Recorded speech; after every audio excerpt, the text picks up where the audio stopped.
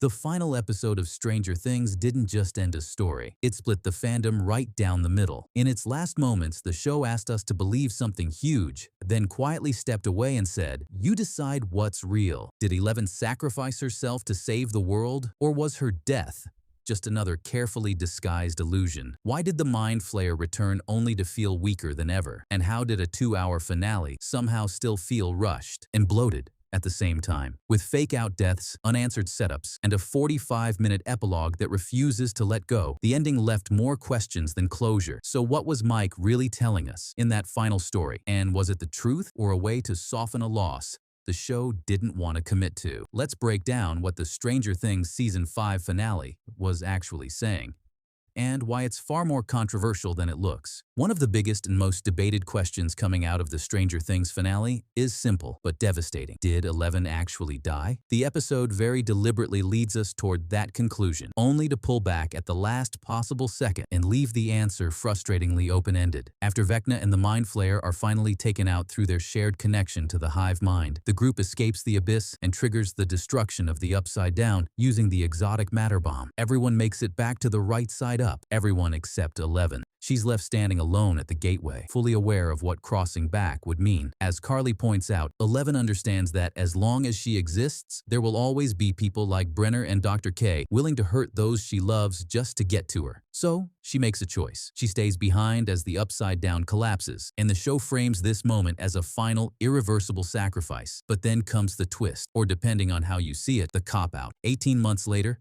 Mike tells a story during a Dungeons & Dragons session that reframes everything we thought we understood. In his version, the mage, clearly representing Eleven, didn't die at all. Instead, she used Carly's powers to deceive everyone, making it appear as though she was lost with the Upside Down while secretly escaping to find peace in a distant paradise. On the surface, this feels like hope, a gentle suggestion that Eleven survived and simply chose a life away from the people she loved. But when you really examine the timeline and what the show itself established, that version of events starts to fall apart. Carly was already dead long before Eleven reached the gateway, and certainly before she entered the abyss. The idea that Carly's powers could have been used in that final moment doesn't line up with what we were shown on screen, which makes Mike's story feel less like a revelation and more like a coping mechanism. This interpretation ties directly back to Hopper's earlier conversation about the two roads Mike could take, one where he blames himself for Eleven's death, and another where he accepts her choice and finds a way to move forward. Mike choosing to tell that story isn't proof that Eleven lived. It's proof that he needs her to have lived in order to survive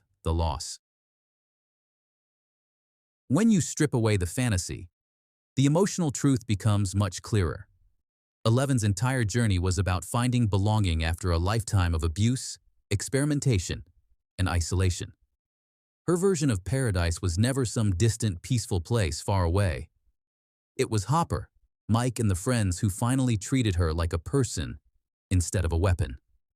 For her to willingly abandon that life without saying goodbye contradicts everything the show spent 5 seasons building toward. The sacrifice only makes sense if it's final. And as painful as it is to admit, the timeline, the themes, and the emotional logic of the story all point to the same conclusion. Eleven didn't escape.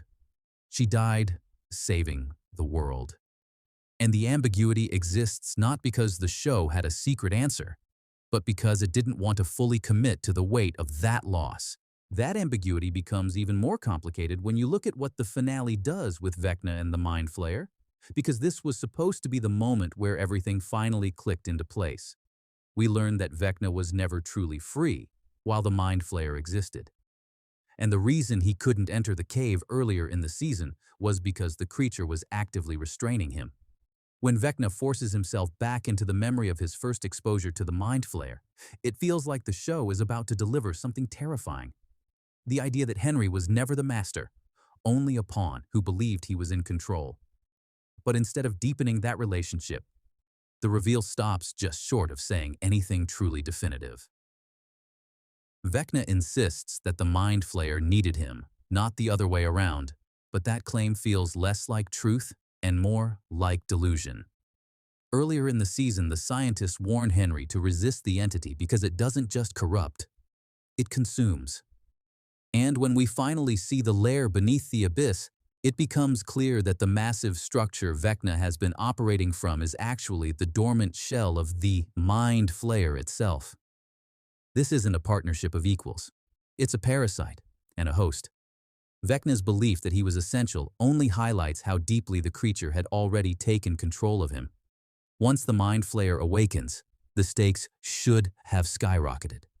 This was the shadowy force that started everything, the unseen terror that turned Hawkins into a battleground and shaped Henry into Vecna in the first place.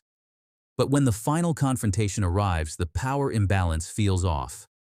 Vecna is positioned directly beneath the heart of the Mind Flayer, physically and symbolically tethered to it, and yet he's taken down with surprising ease. Eleven confronts him head-on. Will interferes through the hive mind, and in the chaos, Vecna is pierced through the core, effectively killing both him and the creature.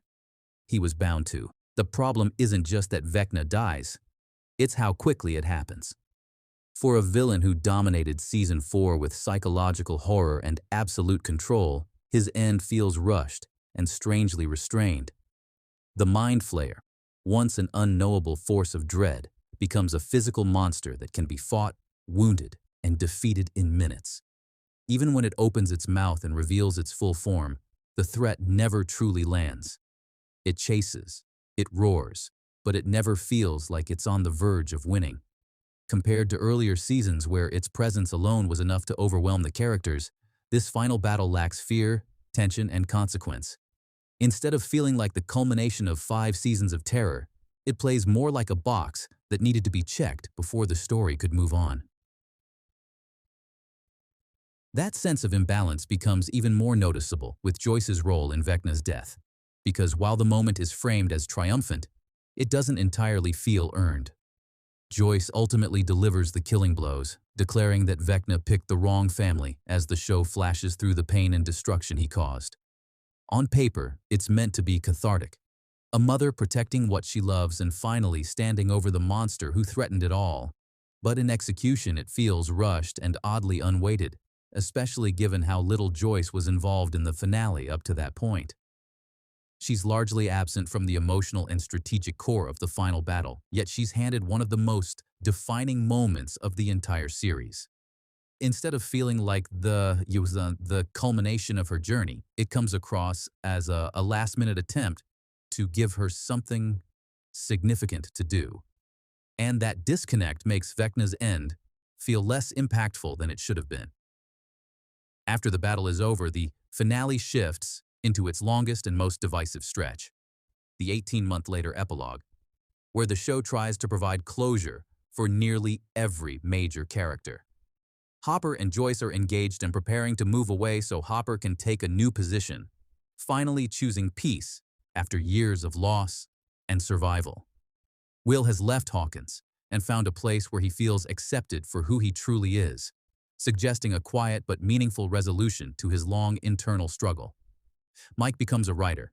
Dustin continues his pursuit of knowledge while still craving adventure. Lucas and Max end up together and settle into a more stable life. Steve becomes a baseball coach. Jonathan continues making films. Robin works at the radio station, and Nancy drops out of Emerson to work at the Herald. On paper, these endings are neat, hopeful, and intentionally grounded. But that's also where the problem lies. And that's what makes the ending of Stranger Things feel so strangely bittersweet. Not because it's tragic or shocking, or even particularly bold, but because it settles for being just good enough. The show doesn't collapse under the weight of its finale, and it certainly doesn't undo the legacy it built over 5 seasons, but it also never reaches the emotional or narrative heights it was clearly capable of. The world is saved, the characters move on, and the story ends not with terror or loss, but with acceptance. Eleven's fate remains unresolved not because the mystery is powerful, but because the show chooses ambiguity over commitment. The Mind Flayer and Vecna are defeated not through overwhelming sacrifice, but through efficiency, and the final image isn't one of fear or danger, but of children rolling dice in a basement, reminding us that the adventure has simply passed to the next generation. Amesani. That's the real climax of the series. Not the final battle, but the quiet realization that Stranger Things was never truly about monsters or alternate dimensions. It was about growing up, about friendship, and about the moment when childhood ends and life moves forward whether you're ready or not. The binders are closed, the dice are put away, and the story that began with a missing kid ends with a group of friends who survive something they'll never fully be able to explain. The finale may not be perfect, and it may leave you wanting more, but it doesn't erase what came before it. Stranger Things will be remembered for its heart, its horror, and the era it defined, even if the ending itself never quite matched the legacy it was trying to conclude.